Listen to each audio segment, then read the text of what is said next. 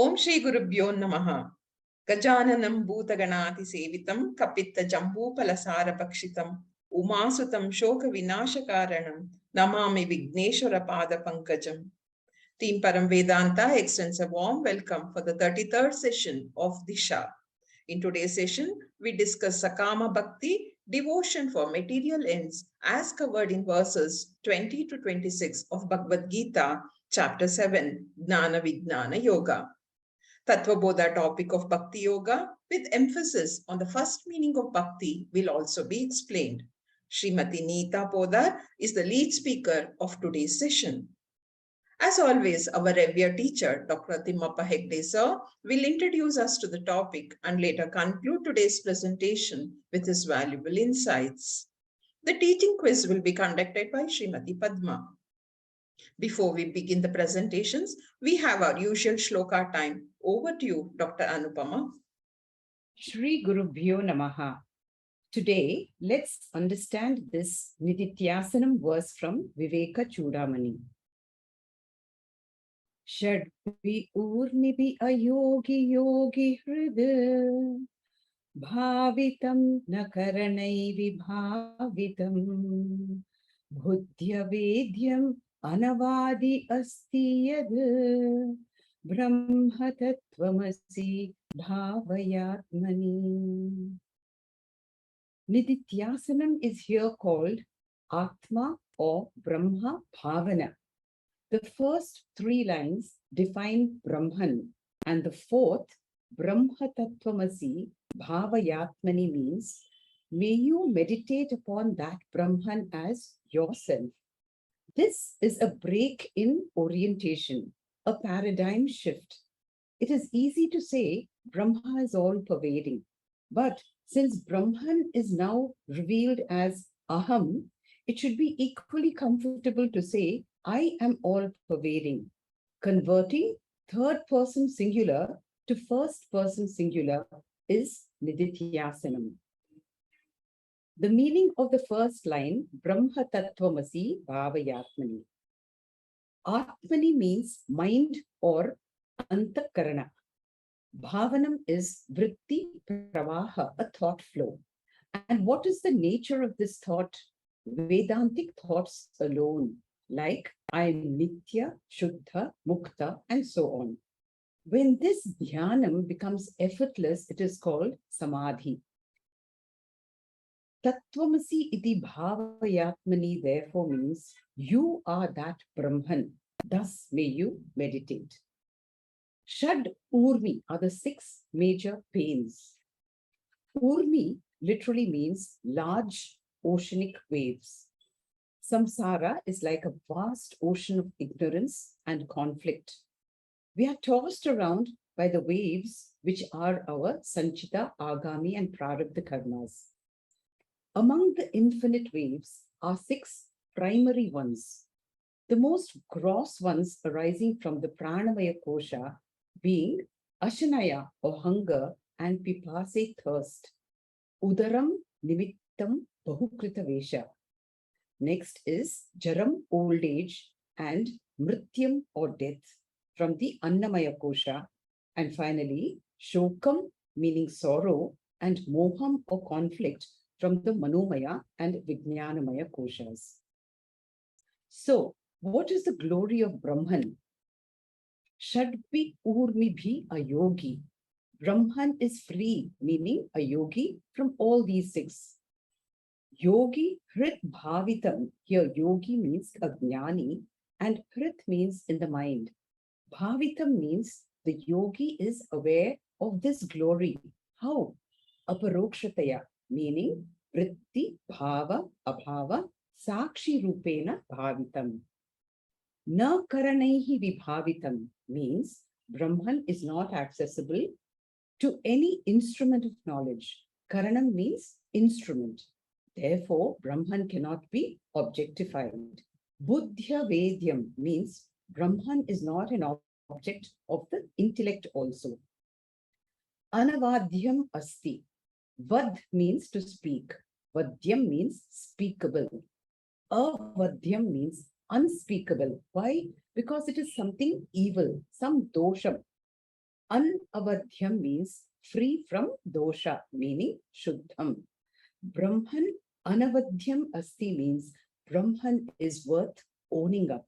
As Krishna has said, nirdosham hi samam brahma, tasmad brahmani te stitaha.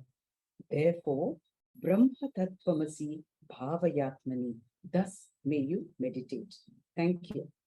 Thank you very much, Dr. Anupama, for introducing this very beautiful prayer from Viveka Chudamani, which focuses about Shad Urmi, the 6 major problems of being a human being.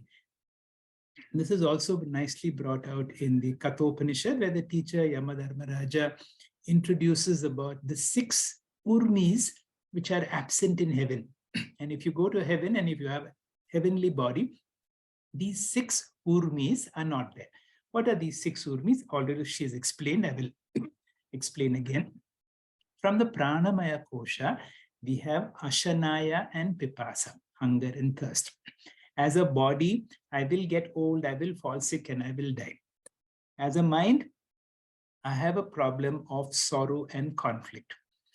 But a jnani, a jivan muktaha, does not have any of these problems. He is free from all these problems. How do I become free? I have to train myself to disidentify with the body and identify with the Atma. Sadashiva Samarambam Shankaracharya Madhyamam Asmadacharya Pariyantam Vande Guru Paramparam Om. In today's Disha class of the 7th chapter, it will be Neeta Podar who will help us to understand one type of bhakti, which is called Sakama Bhakti. Neeta will be explaining to us, but as she explains, I want you to be very sensitive to these things. What is that? First is, what is bhakti? All of us students of Vedanta should be very clear in being able to understand and define what is bhakti. Second is, be sensitive as she explains, how is bhakti classified? There are many classifications. One of them is called sakāma and nishkāma bhakti. Bhakti with a certain want, bhakti with no want. What is the difference when I have bhakti with a want and a bhakti without want? This will be nicely brought out. As Hindus, we don't have one form of God, but we have so many. Even when we go to any temple, we don't have one murti. We'll have parallelly many other temples also. And then we have the Navagraha. And sometimes there is a conflict whom to give more importance to. All these issues will be discussed in class today. Also, we are all students of Vedanta. We understand various degrees of understanding of our true nature. And sometimes it comes as a conflict. Is it okay to pray God and ask for favors? Is it okay? Now, although we are talking today in our class about Sakama Bhakti, what is the limitations of Sakama Bhakti? Again, all this will be highlighted in this class and it will be asked as a question in our teaching quiz. So I want you to pay attention as you listen to this. Shri Krishna talks about Yoga Maya, about his own Maya Shakti. What about that? People listen as Neeta will present. Neeta, please. Shri Gurubhyo Namaha. Thank you, sir. Today we will deal with the topic of bhakti from Tattva Bodha and from Bhagavad Gita 7th chapter verses 20 to 26. Krishna says to cross the Bhava Sagara of samsara, one must come to bhakti. In chapter 7, Krishna gives bhakti as the solution. Bhakti is devotion, an attitude of reverential love with the act of worship. It is love towards a higher principle, mostly towards God. We can extend our devotion to our parents, gurus, and the country too. Pitru and Matru Bhakti, Devo Bhakti. Krishna calls these bhaktas who surrender to God as Sukritina in verse 16. Versus Dushkritinaha are people who commit adharmic actions blinded by Maya. These people are abhaktas. These abhaktas were also will be later on described as asuras in the 16th chapter.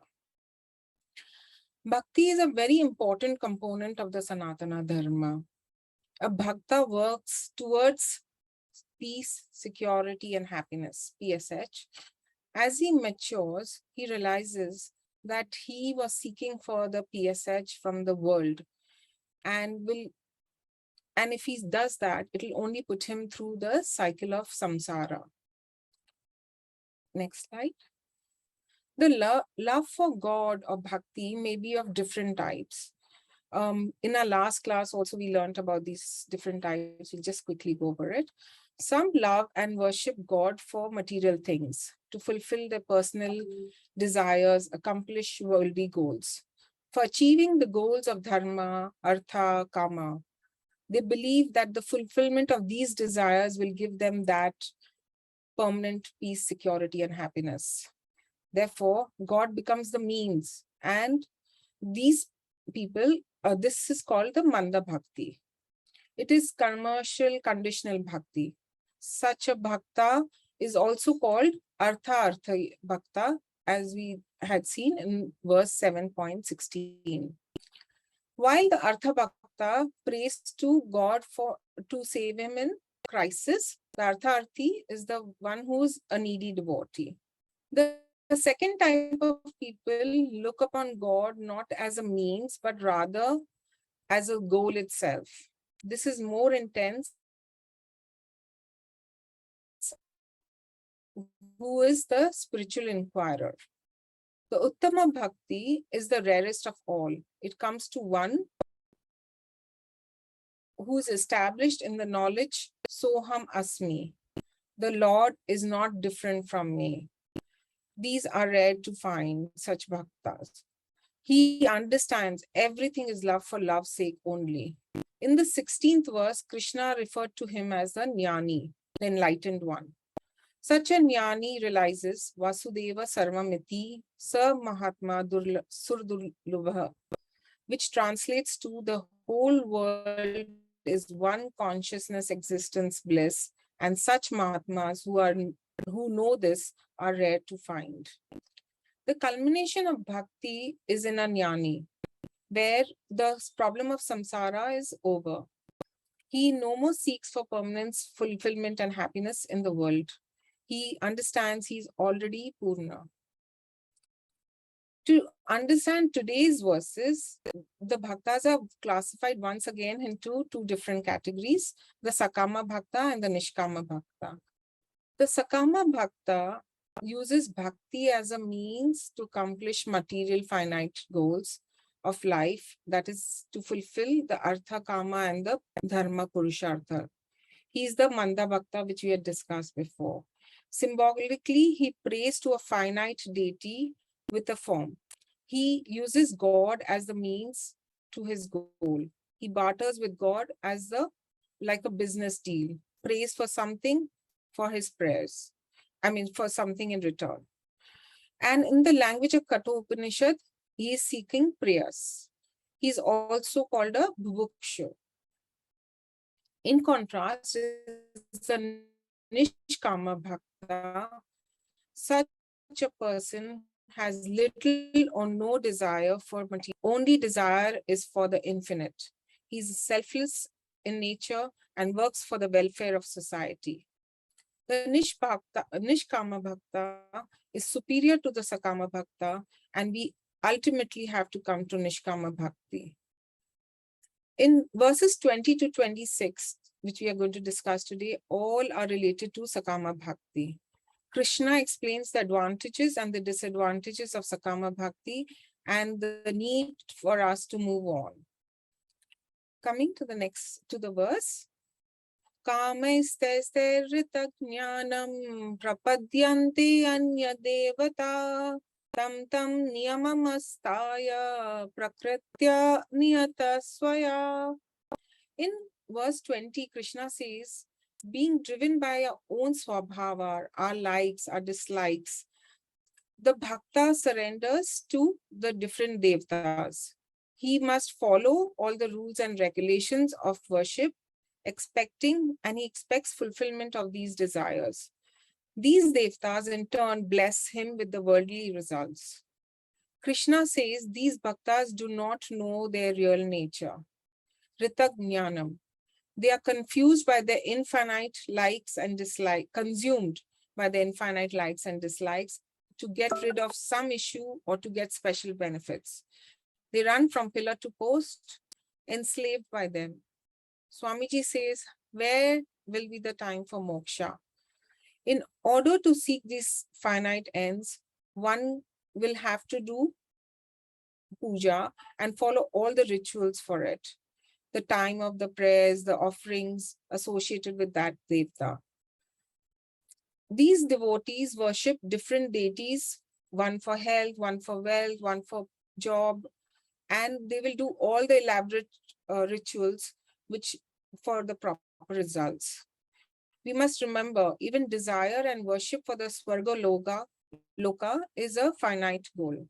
So the Sakama Bhakta is a Anya Devta Bhakta.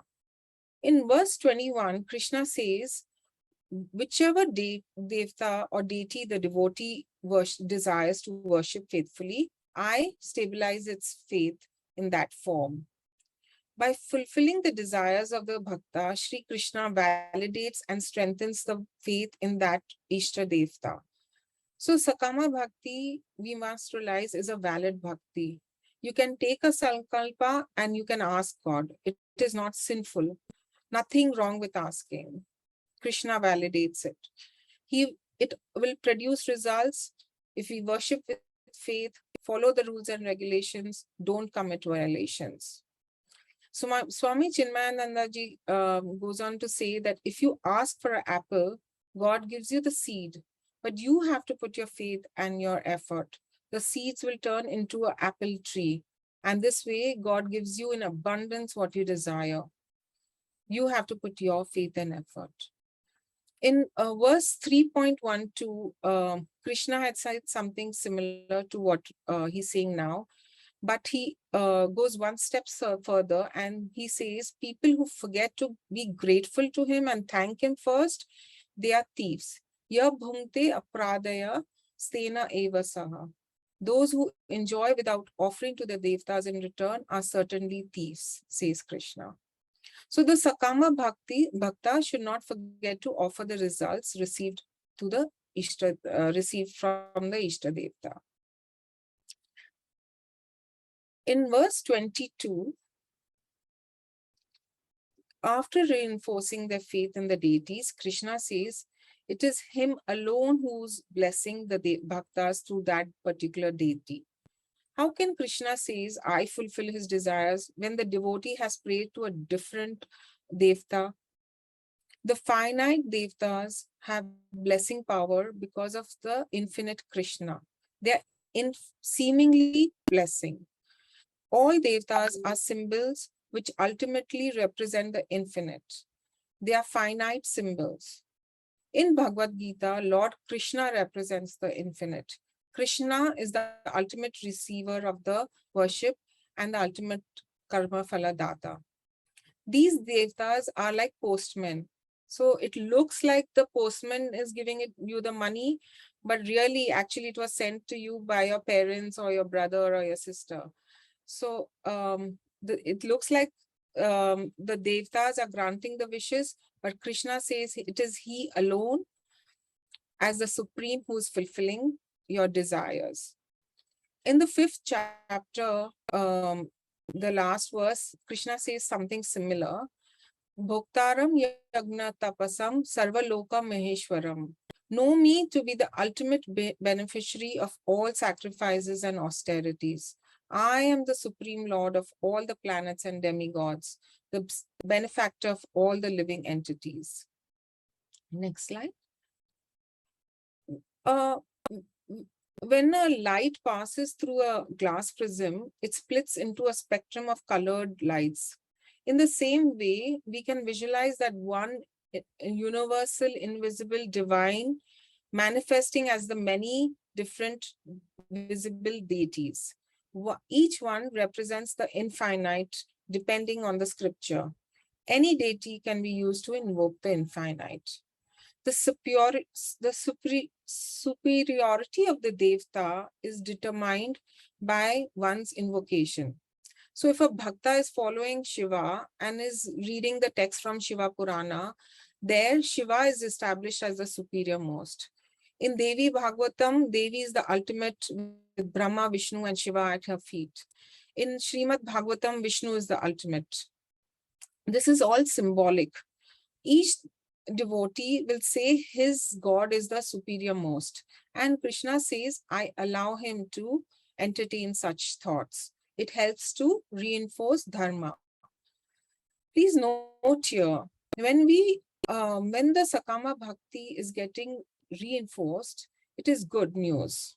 But from moksha angle, it is bad news. Because as the seeker gets into the cycle of desiring and fulfilling, the fulfillment of desires happens, Krishna, we move away and away and away from moksha and nishkāma bhakti.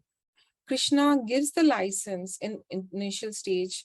We must not suppress sakāma bhakti and our desires, but eventually we must grow out of it from selfishness to selflessness.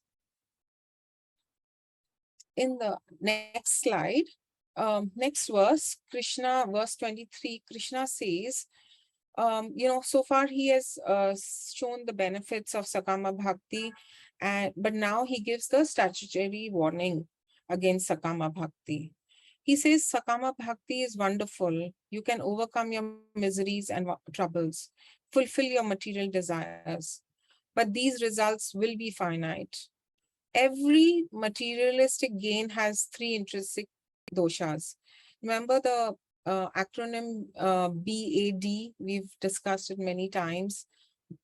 Every materialistic gain will have the dosha of bandhakatvam.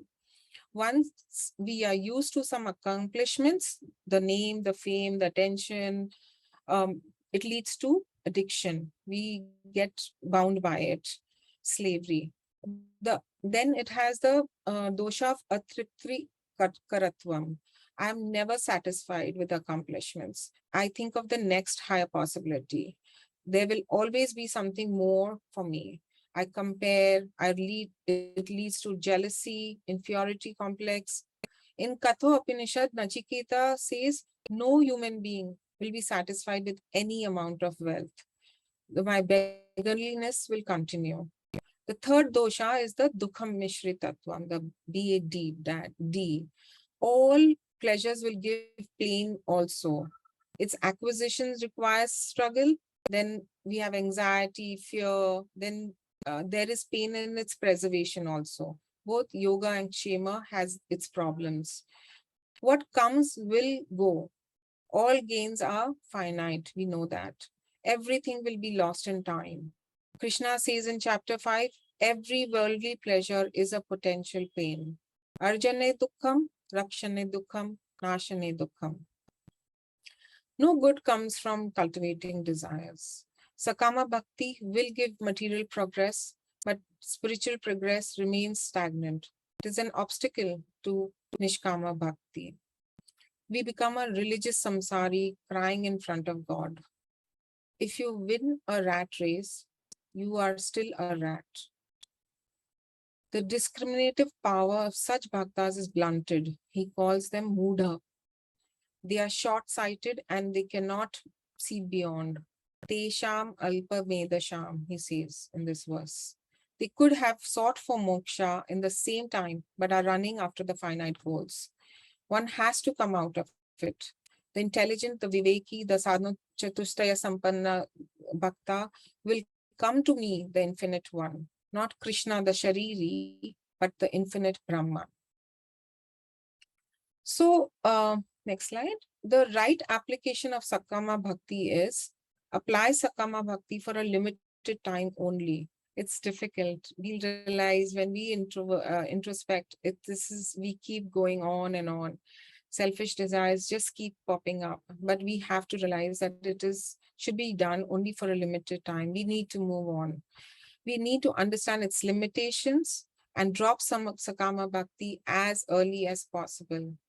Use it as a stepping stone and enter Nishkama Bhakti as early as possible.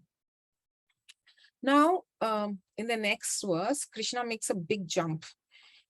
After giving the advantages and disadvantages, he explains why we need to stop, why we need to move forward from Sakama Bhakti. Avyaktam vyaktimapanam manyate mama puddayah param bhavam ajananto mamavya uttamam. Krishna says the less intelligent assume I have manifested from my unmanifested form. They do not know my higher nature, which is changeless and unsurpassed. He calls them abuddhaya and says they do not know ajanataha. What do they do not know? They do not know my real nature. When Krishna Avtaram comes, we think Bhagwan has come. When Krishna Avtara goes, we think the Bhagwan has gone. All this indicates what?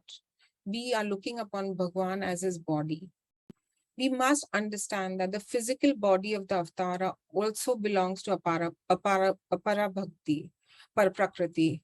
It is the material aspect and it is jada, subject to arrival and departure. Getting darshan, we missing darshan, running after apara prakriti will not give us liberation. We get empowered with all these darshans and but there is mysticism about it, but that's all. One must understand that this too is part of the mithya world. The rope does not become a snake.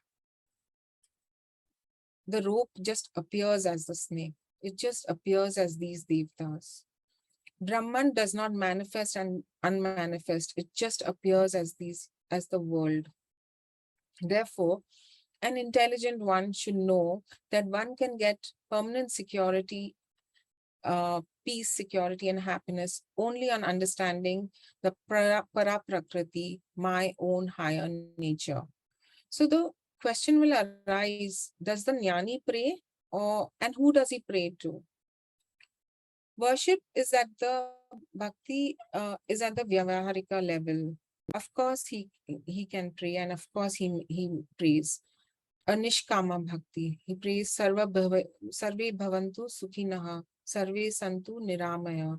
He prays in gratefulness and gratitude, singing the glories of God. He may pray for loka sangra, or he may just pray for as a ritual, as he was used to his Ishta Devta Arupa Ishvara. But he has no selfish sankalpa. Coming to verse 25, the question will come, how come these Sakama Bhakta miss the higher nature? Sakama Bhakti gives finite results, whereas Nishkama Bhakti gives the infinite as phalam. Yet majority vote for Sakama Bhakti. Why? Running from temple, from one god to another. The answer lies in this verse. Naham prakashas sarvasya yogamaya samavrita mudo yam navijanati loko mamajam avyayam. There is only one reason. Yoga Maya, says Krishna. My own Maya Shakti. Its Avarana Shakti veils the truth. My real nature is Nitya Vyaktam, ever evident, but because of the delusion, because of Yoga Maya, Naham Prakashasaha, I'm not revealed. Because of my Yoga Maya, we miss the real nature and we are enamored by the three intertwined gunas of Maya, Apara Prakriti, the Vikshepa Shakti of the Maya. This material nature is so attractive and delusion is so possible. Those deluded by Maya cannot know me. I am Mudha na bijanati. This is not a new idea. It was also mentioned in 7.13. Maya serves as a screen between Ishvara and Jiva. Therefore, we miss Ishvara and vote for the world. Next slide. Krishna says in the 25th verse, the world is deluded by Maya Mohini. So the question will arise, if Maya is deluding everyone, will it not delude Ishvara also? So if a screen is covering the man from looking inside the car, then it is blocking the person sitting inside the car also, right, from seeing the outside. So does Maya delude Ishvara also? We come to the next verse, 26. Krishna says, Aham Veda, I know both Para Prakriti and Apara Prakriti. I know it in its entirety. I know the entire creation. I know the past, I know the present, I know the future.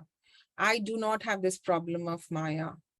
Maya is like the tinted glass window. Next slide. We see which we see in the cars, and some homes we see. We can see the outside, but people cannot see the inside. So Ishvara has this unique capability. It can see through the screen of Maya, but the world is not able to see the Ishvara. Yoga Maya is the barricade. That means Maya does not barricade Ishvara. Krishna is the controller of Maya. He's the master of Maya. Whereas Jiva is the slave of Maya Dasa. In conclusion, Krishna validates Sakama Bhakti, but then he urges us to move ahead.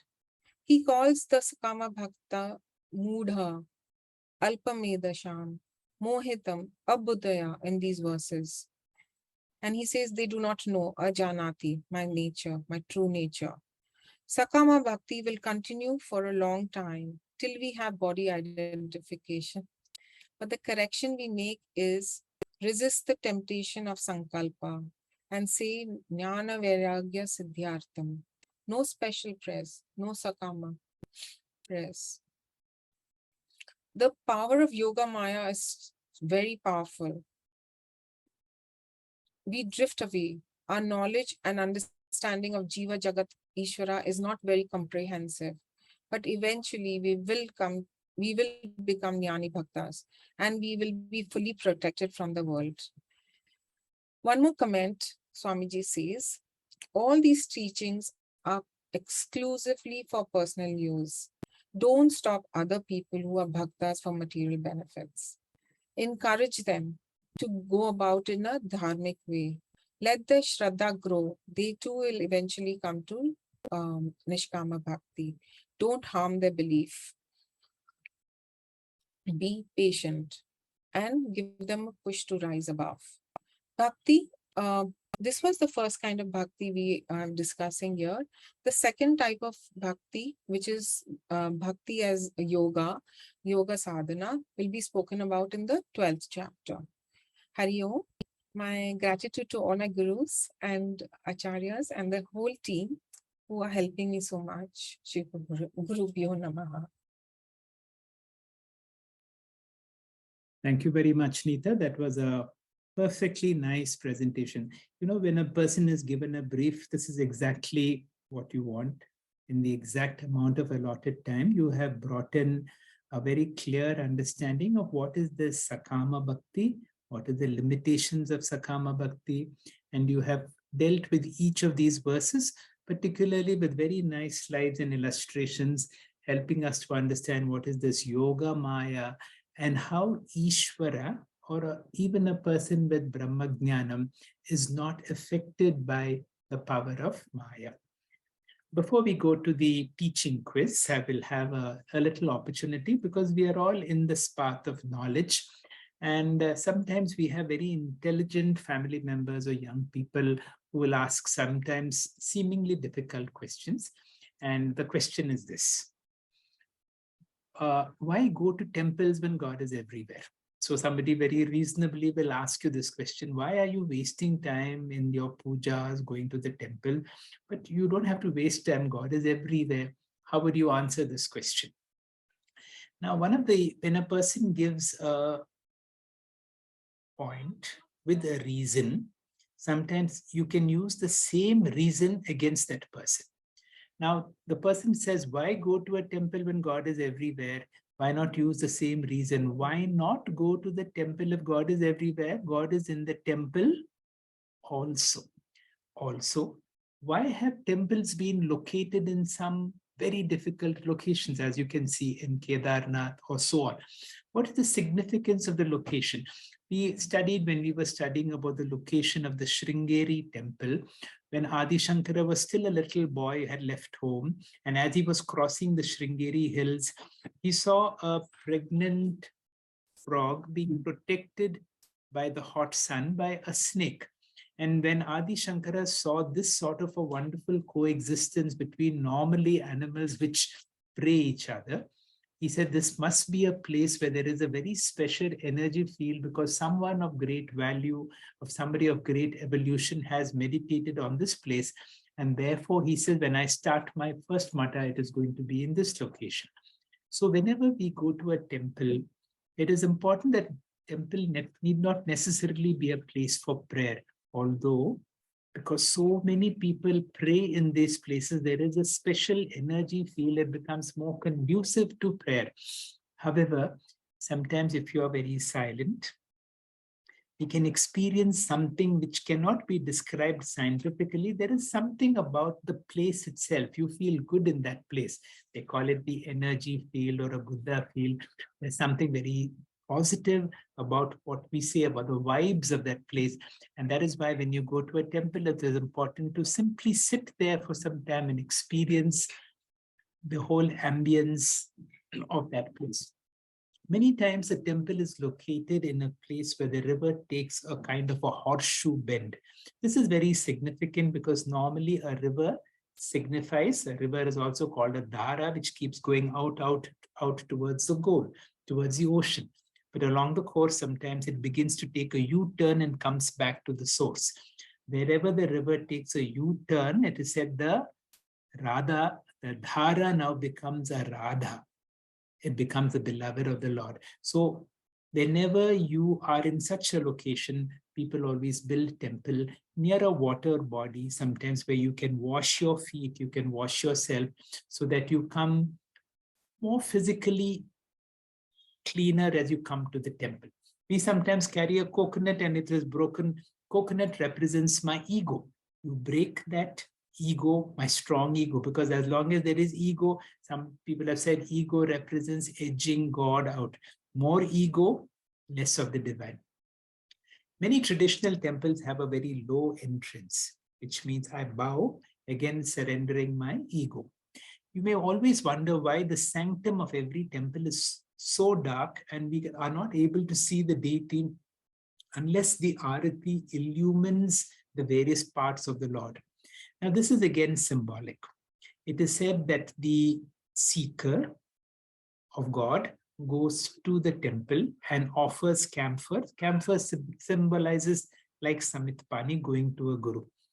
My past, my ego, which is surrendered to the priest, who is now like a guru. And the priest will burn my past with the fire of knowledge. And with the fire of knowledge, one is able to see the Lord who was always there, but I have not had the grace to see. Now, because of the help of my acharya, my teacher, the priest, I'm able to see the Lord who was always there. So important that I not only have physical purity, but purity in my mind. And among all these prayers, there is a very, very beautiful prayer of Rabindranath Tagore. I have chanted this before. Let me do it once again. Life of my life. Personally, for me, life of my life represents Atma, or that driving principle. And because this body is energized by the divine, and this body-mind is only an instrument, let me keep this instrument pure so that it is able to manifest the divine much more. I shall ever try to keep my body pure, knowing that thy living touch is upon all my limbs. I shall ever try to keep all untruths out of my thoughts, knowing that thou art the truth which has kindled the light of reason in my mind. I shall ever drive all evil from my heart and keep my love in flower, knowing that thou hast thy seat in the inmost shrine of my heart, and it shall be my endeavor to reveal thee through my actions, knowing it is thy power that gives me strength to act, life of my life. Finally, I would like to conclude this part of my talk by saying why Swamiji, Swami Paramarthananda, his name is SP in abbreviation. And for me, it is also his very central message: avoid special prayers, avoid sakāma prarthana. We saw Nita explaining the significance, importance, limitations of sakāma prarthana.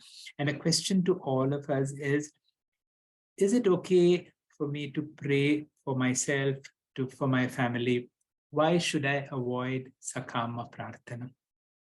And if I have to avoid sakāma prarthana, what is the greatest prayer that you can give me? Now, some time ago, I had told the story from the Song of the Bird by Anthony de Mello about a certain man who constantly prayed to God for wealth, who prayed to God for something or the other. And then finally, God appears to him and says, I'm really bugged with your prayers. I'll give you 3 wishes. You can ask whatever you want, but remember 3 wishes. So he says, I'm very embarrassed to ask you, but this is my prayer. I want my wife to die, because if she dies, I will have peace. But I think all my problems are because of my wife. His wife dies. And at her funeral, so many people came and praised that she was such a wonderful lady. He suddenly realized he had missed so much of the glory of his wife. He goes back to God and says, I got my wife back. Now, this is only to heighten. Now he has got only 1 wish left.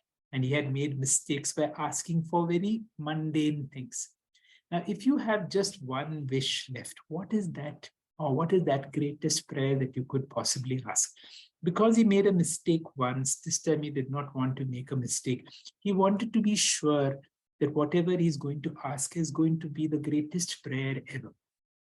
And because he could not decide, what he did was he postponed, and he was getting old, and God reminded him, and God comes back to him and says, see, I've given you a wish, why don't you ask? The man was so glad, and he says, can I have 1 more wish? And my wish is, can you tell me what is the greatest thing that I can ask from you? And this is the answer, which I think is the greatest prayer. And the Lord said, see, I know you, and I know whatever your needs are. And therefore, can you trust my intelligence to be able to decide for you whatever is good for you? Whatever I give you is going to be the best for you in this particular situation. And therefore, the only prayer that we can ask is to be able to cheerfully accept the will of God. And therefore, this is, in my thoughts, the highest prayer. If I can go and pray to the Lord, give me the strength to accept thy will very cheerfully. Ultimately, what are we doing? Whenever I overrule my prayer, I make a prayer for myself or my family, Swamiji says, again and again, we are strengthening ahankara and mamakara. My prayers are for myself and for my family. My prayers are only strengthening my ahankara and mamakara. And the biggest hurdle in the spiritual path is what? Ahankara and mamakara. Swamiji said, can I give you something good? Can I give you sarvesham swastir bhavatu? Let all be healthy. If all includes me also, sarvesham shantir bhavatu. Can there be peace in everybody, including my family and myself? Sarvesham purnam bhavatu. Let everybody experience fulfillment. Sarvesham mangalam bhavatu. Let everybody see auspiciousness. Sarve bhavantu sukhinaha. Sarve santu niramayaha. May all be prosperous, happy, and free from all forms of illness. Sarve bhadrani pashyantu. Let everybody see auspiciousness in everything. Ma kaschid dukkha bhavet. May there be no suffering of any time. This is the greatest prayer. If I have to pray, and if I go to the holiest of holy places, can this be my prayer? With this This is a prayer for the entire creation. And in the process, what are we doing? We are addressing the root of all problems. And the root of all problems is ahankara and mamakara. I will conclude my discussion on Nita Podar's presentation. And the same teaching will continue. And this will be led by Padma Chandrasekhar and Panaga in the form of a teaching quiz. Over to you, Padma. Hari Om, Shri Gurubhyo Namaha. Thank you, sir. We had a very nice session by Dr. Hegde and Srimati Nita. Now we'll have a quick recap through quiz, and Srimati Panaga has volunteered to answer the questions. The first question: what is the general meaning of bhakti? Bhakti means worship of the Lord. Right. Bhakti is devotion and worship of God. That is both the attitude of devotion and the act of worship. Next question: what is the right application of sakāma bhakti? Options: apply sakāma bhakti for a limited time. B, understand its limitations. C, use it to reach the next level. That is nishkama bhakti. D, all of the above. The answer is D, all of the above. Excellent, right. Why do people worship various deities? Different deities represent different powers. So depending on our need at that point in time, we worship that particular deity. Absolutely right. People worship various deities depending on their desires. Each and every deity is worshipped by virtue of their attributes and powers. Next question: are the powers of deities independent of the Supreme Lord? No, all powers of all the deities belong to the Supreme Lord alone. Right. All deities are finite symbols. They derive their energy power from the infinite Supreme Lord. Lord Krishna alone is the ultimate receiver of all worship, and he alone is the ultimate karma phaladata. Is there absolutely no desire in nishkama bhakti? There are no worldly desires in nishkama bhakti, but there is spiritual desire for spiritual goods. Yes, right. There is a desire for the infinite, that is God. Here a person is no more interested in dharma, artha, kama, or finite ends. Next question: what are the three types of bhakti Lord Krishna refers to? The three types of bhakti are manda bhakti, madhyama bhakti, and uttama bhakti. Right. Okay, next question: why does Lord Krishna prescribe nishkama bhakti? For purification of the mind. Yes. Nishkama bhakti is advocated because one attains liberation by understanding the paraprakriti, the higher nature of the Lord. Next question: do all bhaktas perceive God in a similar manner? As the verse says, there are certain bhaktas who perceive the avyaktam, the unmanifest nature of the Lord, and there are certain bhaktas who perceive the vyakta, the manifest nature of the Lord. Absolutely right. Some see only the apara prakriti of Lord Krishna, that is the material physical aspect which is manifest, inferior nature, the vyaktam aspect, while some see the para prakriti, unmanifest, higher nature, conscious aspect of God, which is avyaktam. Next question: how and why does one miss the higher nature of God? One misses the higher nature of the Lord because of the all covering Maya. Right, because of Yoga Maya. The Prakriti made of three gunas is Yoga Maya of Ishvara, as it has no existence apart from Ishvara, and because of its wheeling capacity, it is called Maya. Ishvara, the Akhanda Satchit Ananda, seems to be concealed by his Yoga Maya. Next question: why is the Lord known as Sarvajna? Because the Lord knows everything. Right. In the verse, Lord Krishna says, Aham Veda, means I know both Paraprakriti and Aparaprakriti in its entirety. The creation and dissolution of all entities, past, present, and to be in the future, are all acts of his Maya, his Sarvagnya, the all-knowing one. Next question. If Karma Yoga, Upasana Yoga, and Jnana Yoga are prescribed as path to moksha, what is the role of Bhakti Yoga? Bhakti is the essential aspect of all the three yogas. Right. So, yeah. Yes. Continue. Yeah. So, Sorry, continue. and continue. Please continue.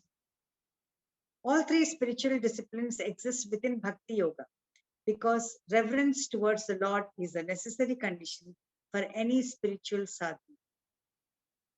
Next question. With respect to consciousness principle, Brahman, and the matter principle, Maya, which of the following is not true? Brahman is nirguna, while Maya is saguna. Brahman is indivisible, while Maya multiplies by division. Brahman is eternal, while Maya exists only when the universe manifests. D. Brahman and Maya are both eternal. The answer is C. Brahman is eternal, while Maya exists only when the universe manifests. Absolutely right. What is the meaning of the term abhivyakti? Manifestation. Right. Shrishtihi nama abhivyakti. This beautiful word means coming to manifestation for your recognition. It is like churning of buttermilk to bring out the butter. This butter is now tangibly available for your sense organs to experience. The next question. The universe manifests in three stages: causal to subtle to gross. Which of these stages is always existent?